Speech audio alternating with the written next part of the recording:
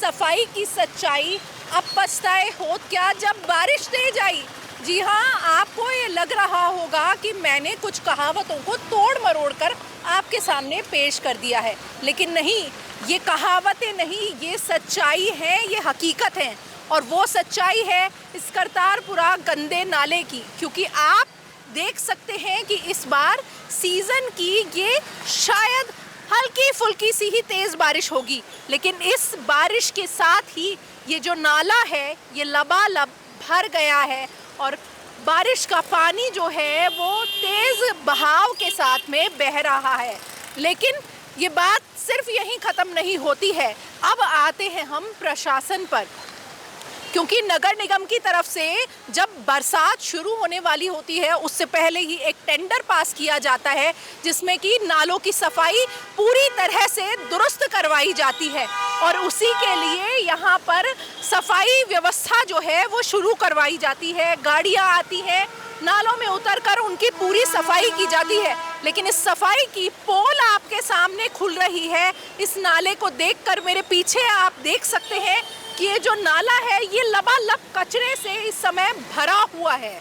अगर सफाई हुई होती तो क्या इस नाले की ये स्थिति होती? और यही नहीं, इस नाले के बाहर एक बोर्ड भी नहीं है कि यहाँ पर जब तेज़ बहाव हो तो रुक जाएं और इस नाले को पार ना करें, क्योंकि इस नाले से ठीक ऊपर चढ़ते ही मेन रोड आती है जो कि इमली वाला फाटक की तरफ जाती है।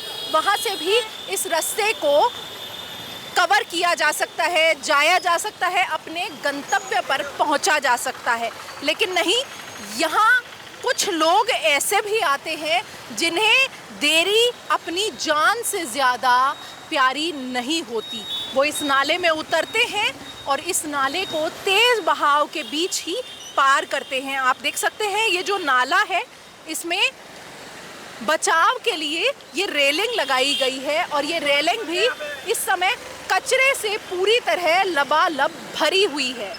जो आसपास का फैक्ट्रियों का कचरा है वो इस नाले के अंदर डाल दिया जाता है और वही कचरा जब बारिश आती है और तेज़ बहाव से दूसरे इलाकों से यहाँ पर कचरा आता है वो यहाँ पर बहाव के साथ आकर रुक जाता है। ऐसे में जो पानी है वो सड़क पर आता है और यहाँ से सड़क को और यातायात को बाधित कर देता है। क्या इस सफाई की, इस नाले की जिम्मेदारी किसी की बनती है? तो वो है प्रशासन की। और अगर यहाँ पर कोई भी अनहोनी होती है तो उस अनहोनी का जिम्मेदार भी होगा प्रशासन।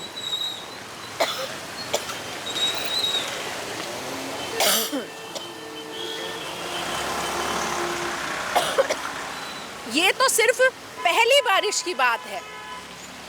जब ये बारिश लगातार शुरू हो जाएगी, मॉनसून अपने चरम पर होगा और इस नाले में आसपास के काफ़ी लंबे बड़े इलाके का पानी आता है। आपको बता दें, सांगानेर क्षेत्र हो गया, गुर्जर की थड़ी हो गया और ये नाला सीधा जाकर के द्रव्यवती नदी में भी मिलता है। तो ऐसे में इस नाले के अंदर काफ़ी बड़े इलाके का बारिश का पानी आता है।